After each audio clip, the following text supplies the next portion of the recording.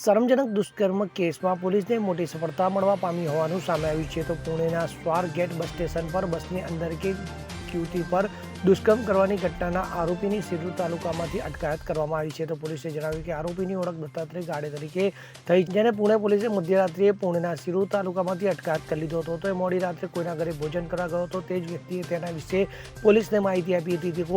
તો ગુરુવાર રાત્રે આરોપીની ધરપકડ કરવામાં આવી હતી અને આજ રોજ તેને પુણે કોર્ટમાં રજૂ કરવામાં આવનાર છે. તો ઉલ્લેખનીય છે કે હિસ્ટ્રી શીટર દત્તાત્રેય ગાડે મંગળવાર સવારે એસટી બસની અંદર યુવતી પર દુષ્કર્મ આચર્યું. તેના વિશે તપાસમાં જાણવા મળ્યું કે પુણે અને અલિયા જિલ્લામાં ચોરી અને લૂંટ અને ચેન સ્નેચિંગના અડધો ડઝન કેસોમાં ગાડેનું નામ છે. તે ગુનામાં વર્ષ 2019થી જામીન પર બહાર છે.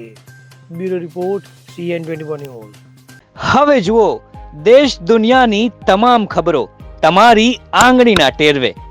ઉઠાવો મોબાઈલ અને ગૂગલ પ્લે સ્ટોર પરથી ડાઉનલોડ કરો અમારી CN24 ન્યૂઝ મોબાઈલ એપ.